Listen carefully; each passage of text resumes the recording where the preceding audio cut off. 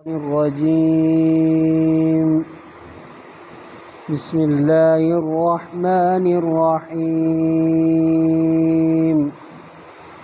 لقد سمع الله قول الذين قالوا إن الله فقير ونحن أغنياء سنكتب ما قالوا وقتلهم الأنبياء بغير حق ونقول ذوقوا عذاب الحريق ذلك بما قدمت أيديكم وأن الله ليس بظلام للعبيد.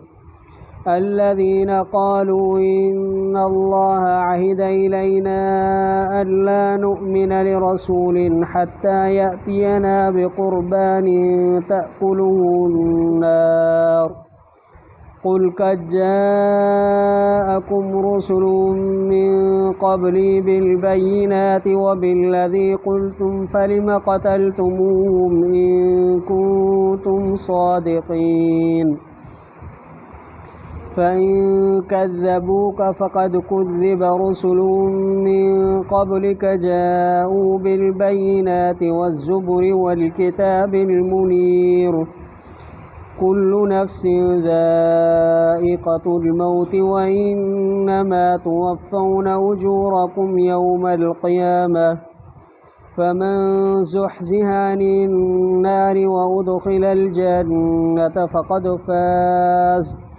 وما الحياة الدنيا إلا متاع الغرور. لتبلون في أموالكم وأنفسكم ولتسمعن من الذين أوتوا الكتاب من قبلكم ومن الذين أشركوا أذى كثيرا وإن تصبروا وتتقوا فإن ذلك من عزم الأمور. وإذا أخذ الله ميثاق الذين أوتوا الكتاب لتبيننه للناس ولا تكتمونه فنبذوه وراء ظهورهم واشتروا به ثمنا قليلا فبئس ما يشترون. لا تحسبن الذين يفرحون بما أتوا ويحبون أن يحمدوا بما لم يفعلوا فلا تحسبنهم بمفازة من العذاب ولهم عذاب أليم. ولله ملك السماوات والأرض والله على كل شيء قدير. صدق الله العظيم. बेशक ॿुधो अल्लाह ताला उन्हनि जे ॻाल्हि खे उन्हनि जे कौल खे जिन चयो त बेशक अल्लाह ताला फ़क़ीर आहे ऐं असां शाहूकार आहियूं। अन क़रीब लिखंदासीं असां जेको चयूं ऐं इन्हनि जो क़त्ल करणु नबियनि खे नाहक ऐं चवंदासीं असां चखो तव्हां साड़ींदड़ बाहि जे अज़ाब खे। इहो इन जे करे जो अॻे कयो तव्हांजे हथनि ऐं बेशक अल्लाह ताला नाहे ज़ुल्म कंदड़ बानहनि जे लाइ। जिन माण्हुनि चयो त बेशक अल्लाह ताला अहद कयो आहे असां सां, मुआइदो कयो आहे असां सां, त न ईमान आणियो असां रसूल जे लाइ एतिरे ताईं जो हाणे असां वटि क़ुर्बानी या सदको जो खाए इन खे बाह छो त बेशक आंदो तव्हां वटि रसूलनि मूंखां पहिरियों चिटा दलील ऐं जेको कुझु चयो तव्हां पोइ छो क़त्ल कयो तव्हां इन्हनि खे जेकॾहिं तव्हां सचा आहियो।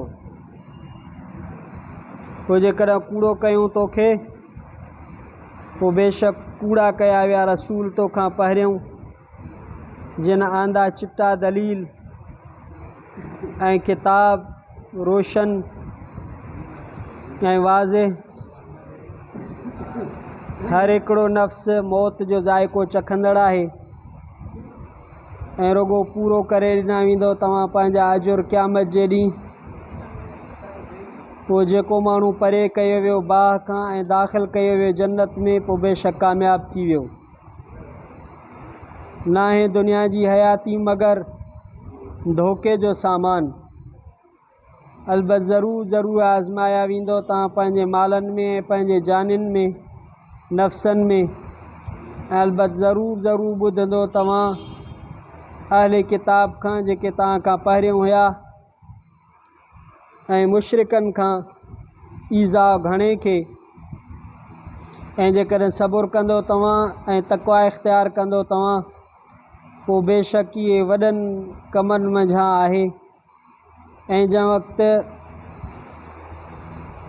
मीसाक वरितो, मुआहिदो वरितो अल्लाह ताला अहले किताब खां, त ज़रूरु बयानु कंदो इन खे माण्हुनि जे लाइ ऐं न लिकाईंदो तव्हां इन खे। पोइ फिटो कयूं इन खे पंहिंजे पुठियुनि जे पुठियां ऐं ख़रीद कयूं इन सां पैसनि थोरड़नि खे। बुरो आहे जो ख़रीद कनि था। हरगिज़ न गुमान कनि उहे माण्हू त ख़ुशि थींदा उन शइ सभा जो ॾिनऊं ऐं मुहबत कया वेंदा, तारीफ़ कया वेंदा उन शइ सां जो न कयूं। पोइ हरगिज़ न गुमान कनि इहे कामयाबी जो अज़ाब खां ऐं इन्हनि जे लाइ अज़ाब दर्दनाक। ऐं अल्लाह जे लाइ बादशाही आसमाननि जी ऐं ज़मीन जी, ऐं अल्लाह ताला हर शइ ते कुदरत रखंदड़ आहे। सूरह आल इमरान जो 19 रुकू, चौथे सिपारे जो 10 रुकू, आयत नंबर 180 खां आयत नंबर 189 ताईं मुकम्मल रुकू जी तिलावत ऐं तर्जुमो पढ़ियोसीं। इन्हनि आयात जो तफ़सीर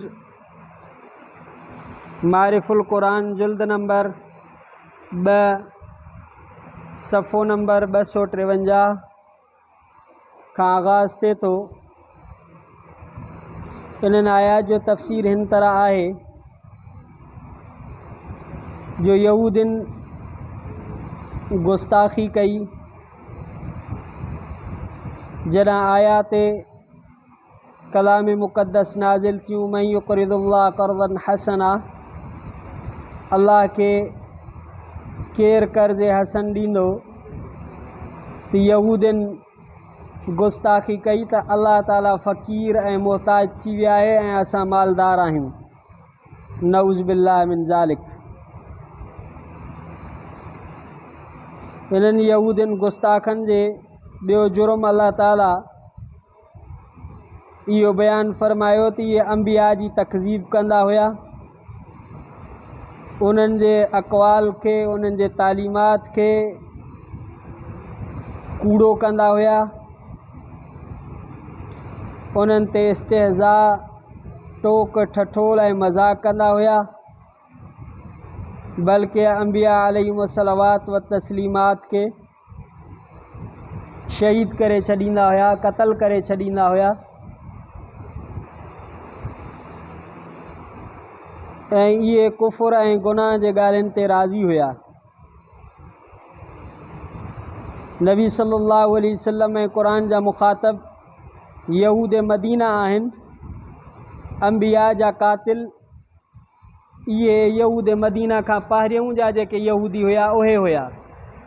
पोइ अल्लाह ताला इहो ख़िताब यहूद मदीना सां या नबी सल्लल्लाहु अलैहि वसल्लम जे ज़माने जे यहूदियुनि सां कीअं फ़रमायो आहे, त उन जो जवाबु इहो आहे त यहूद मदीना या उन ज़माने जा जेके यहूदी हुया जॾहिं क़ुरान नाज़िल थिए पियो, नबी सल्लल्लाहु अलैहि वसल्लम जे ज़माने में जेके हुया, इहे पंहिंजे साबिक़ीन यहूदियुनि जे इन किरदार ऐं इन्हनि कमनि ते राज़ी ऐं ख़ुशि हुया। न कुफ़ुर जे कम ते राज़ी हुजणु ऐं ख़ुशि हुजणु ॼण त गोया के इन में माण्हू पाण मुलवस आहे, मासियत में दाख़िल आहे।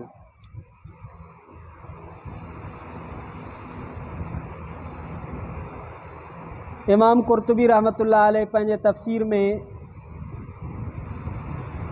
इहो वॾो अहम मसइलो बयानु कयो आहे त कुफ़ुर ते राज़ी थियण बि कुफ़ुर आहे ऐं मासियत में दाख़िल आहे। नबी करीम सल्लल्लाहु अलैहि वसल्लम जो हिकिड़ो इरशाद जी वज़ाहत कंदे लिखियो अथई त साईं जन फरमायो, जंहिं ज़मीन ते कोई गुनाह कयो थो वञे त जेको माण्हू उते मौजूदु हुजे मगर उन गुनाह जी मुखालिफ़त करे ऐं उनखे बुरो सम्झे त उहो माण्हू ईअं आहे ॼण त इहो मौजूदु ई न हुयो उन गुनाह में। पर जेको माण्हू उन गुनाह में शरीक न हुयो, मौजूदु न हुयो, पर इन गुनाह ते राज़ी आहे, बावजूदु इन जे भली ग़ाइब आहे, मौजूदु न आहे, पर इन गुनाह में शरीक आहे छो त इन गुनाह ते राज़ी आहे। मिसाल तौर ते हिते को गुनाह थिए ऐं माण्हू हिकिड़ो वेठो आहे दुनिया जे ॿिए का कोने में, पर इन गुनाह ते राज़ी ऐं ख़ुशि थिए थो त इहो भली हिते गुनाह थिए त हाणे इहो माण्हू बि इन गुनाह में शरीक लिखिबो छो त इहो इन गुनाह ते राज़ी ऐं ख़ुशि आहे। त इन ज़ुमरे में उहे माण्हू अचनि था जेके अॼुकल्ह गुनाह जे गरम बाज़ारी ते ख़ुशि आहिनि। बाबा असांजो छा वञे, शराब नोशी ते, व्याज ते, ज़ुल्म ते, ज़्यादती ते, गुनाहनि ते पंहिंजी रज़ा जो इज़हार कनि था, गोया कि इहे बि अहिड़नि गुनाहनि में शरीक आहिनि भली उन्हनि में मौजूदु न हुजनि। चौथी आयत में अल्लाह ताला इन्हनि यहूदियुनि जे इफ़्तिरा ऐं बोहतान जो ज़िक्र कयो आहे त उन्हनि नबी सल्लल्लाहु अलैहि वसल्लम जे तकज़ीब जे लाइ इहो हीलो पेश कयो त अंबिया साबिक़ीन जे ज़माने में सदक़ात जे लाइ तरीक़ो इहो हूंदो हो त माल, सदक़ात जो माल का मैदान में या जबल ते रखिबो हो, पोइ आसमान मां बाहि ईंदी, पोइ उनखे साड़े छॾींदी हुई। इहा सदक़े जे क़बूलियत जी निशानी हुई। नबी सल्लल्लाहु अलैहि वसल्लम ते उन्हनि इहो एतिराज़ु कयो त तव्हांजी उम्मत खे इहो सदक़ात जो तरीक़ो न मिलियो आहे, यानी तव्हां सदक़ात जेको आहे उहे पंहिंजी उम्मत खे ग़रीबनि मोहताजनि खे ॾियो था, जेको अंबिया जो तरीक़ो न आहे। अंबिया जो तरीक़ो जेकॾहिं तव्हां वटि हुजे हा, बाहि रखो हा सदक़ात, उन्हनि खे आसमान मां बाहि अचे हा, उहा खाई वञे हा, त पोइ असां सम्झूं हा तव्हांजो मौजज़ो आहे, तव्हांजी नबूअत बरहक आहे। तव्हां वटि अहिड़ो को निज़ाम आहे ई कोन, तंहिंजे करे तव्हांजी नबूअत बरहक न आहे। उन ज़माने जे यहूदीन इहो साईं जन ते बोहतान ऐं इफ़्तिरा कयो ऐं उन्हनि इहो बि चयो त अल्लाह ताला असांखे इन जो मुआइदो कयो आहे त जेसिताणी नबी सल्लल्लाहु अलैहि वसल्लम को सदको रखे ऐं उनखे आसमान मां बाहि अचे, उहा खाए त पोइ ईमान आणिजोसि, न त ईमान न आणिजोसि। इहो वरी दावा कयूं त अलाह साईं असां सां इहो मुआइदो कयो आहे त रसूल खे तेसिताणी न मञिजो जेसिताणी अहिड़े क़िस्म जी उहो मौजज़ो न ॾेखारे। 5 नंबर ते पोइ अल्लाह ताला फ़रमाए थी इहे सभु इन्हनि जूं गुस्ताखियूं, ग़लति ॻाल्हियूं ऐं हट धर्मियूं यहूदियुनि जूं हुयूं। आख़िरी 5 आयत में नबी सल्लल्लाहु अलैहि वसल्लम खे अल्लाह ताला तसल्ली ॾींदे फ़रमायो, जेकॾहिं इन्हनि माण्हुनि तुंहिंजी तकज़ीब कई आहे त इन्हनि यहूदियुनि जी आदत इहा थी हलंदी अचे, अंबिया साबिक़ीन जी बि इहे तकज़ीब कंदा हुआ, उन्हनि ते बि मस्करी ऐं टोकूं ठठोलूं कंदा हुआ। उन खां बाद में 6 आयत में अल्लाह ताला हिन हक़ीक़त खे वाज़ह कयो आहे, जेकॾहिं कई जॻह ते काफ़रनि खे ग़लबो थी बि वञे थो, दुनिया जी ऐश अशरत पूरी मिली बि वञे थी, मुसलमाननि खे उन जे बरक्स कुछ मसाइब ऐं मुश्किलात ऐं असबाब दुनिया जी तंगी पेश अची बि थी वञे त का ताजुब जी ॻाल्हि न आहे, न गमी जी ॻाल्हि आहे, छो त इहा हक़ीक़त आहे त दुनिया जो रंज ऐं राहत चंद रोज़ आहे। कोई बि जानदार मौत खां नथो बची सघे। दुनिया जी राहत ऐं मुसीबत अक्सर त दुनिया में ई हालात मटिजी वेंदा आहिनि, बिलफ़र्ज़ दुनिया में न मटिजनि त मौत जे ज़रिए सां सभ जो ख़ात्मो थी वेंदो आहे। तंहिंजे करे अकुलमंद जो कमु इहो आहे त इन चंद रोज़ा राहत ऐं रंज जे फ़िक्र में न पड़े न पोए, बल्कि माबादल मौत जो फ़िक्र करे उन जे लाइ तयारी करे। पोइ अल्लाह ताला फ़रमायो आख़िरत में इन्हनि खे पंहिंजे अमलनि जी जज़ा सज़ा मिलंदी ऐं इन्हनि खे चयो वेंदो त दुनिया में जेको कुझु तव्हां कंदा हो उनजो अॼु ज़ाइक़ो चखो। त मुसलमाननि खे जेके सुलहा उबाद हूंदा, अल्लाह जे फज़ल व महिरबानी सां जन्नत में वेंदा ऐं जेके गुनाहगार हूंदा आख़िर सज़ा खाई करे पोइ जन्नत में वेंदा। 7वीं आयत में अल्लाह ताला इन जो तफ़सील हिन तरह ज़िक्र कयो आहे त मन दल्लज़ी युक़रिदुल्लाह क़र्ज़न हसना नाज़िल थई ख़ैरात सदक़ात। त यहूदिन इहो चयो त इन्नल्लाह फ़क़ीरुन व नहनु अग़निया। इहो जॾहिं चयूं त सिद्दीक़ अकबर खे इन गुस्ताखी ते कावड़ आई ऐं हिकिड़े यहूदी खे चमाट हईं। यहूदी अची नबी सल्लल्लाहु अलैहि वसल्लम खे शिकायत कई। उन ते इहा आयत नाज़िल थी लतुबलउन्न फ़ी अमवालिकुम व अनफुसिकुम, जंहिंमें मुस्लमाननि खे अल्लाह ताला ॿुधायो त दीन जे लाइ जान ऐं माल जे क़ुर्बानीनि खां ऐं कुफ़ार ऐं मुशरिकीन अहले किताब जे बदज़बानी जे ईज़ा खां घबराइणो न आहे। इहो सभु कुझु आज़माइश आहे। उन जे लाइ बहितरी आहे जेको सबुर सां कमु कंदो, पंहिंजे मक़सद तक़वा जे तकमील में मसरूफ़ रहंदो। त पोइ अल्लाह ताला इहा आयत नाज़िल फ़रमाई त इन्हनि माण्हुनि खां तव्हांखे ज़रूरु ईज़ा ईंदो, तकलीफ़ ईंदी ज़बान जी। हाणे दुनिया में ॾिसो मुस्लमाननि खे बदनाम करण जे लाइ, दीनदारनि खे बदनाम करण जे लाइ, दीन खे बदनाम करण जे लाइ तरह तरह जा हरबा ऐं कोशिशूं कयूं थियूं पियूं वञनि त जीअं दीन बदनाम थिए, दीनदार बदनाम थियनि, अल्लाह जे रसूल सल्लल्लाहु अलैहि वसल्लम जे इन ॻाल्हि ते माण्हू न हलनि। उन खां पोइ अल्लाह ताला आख़िरी जेके 3 आयतूं आहिनि उन्हनि में बि यहूदिन जी अफ़आल बद ऐं बुरी ख़सलतुनि जो ज़िक्र जीअं अॻु में गुज़री चुको हाणे बि कयो आहे। इन्हनि 3 आयतुनि में उलमा अहले किताब जा 2 जुर्म अल्लाह ताला बयानु कया आहिनि ऐं उन्हनि जी सज़ा बयानु कई आहे।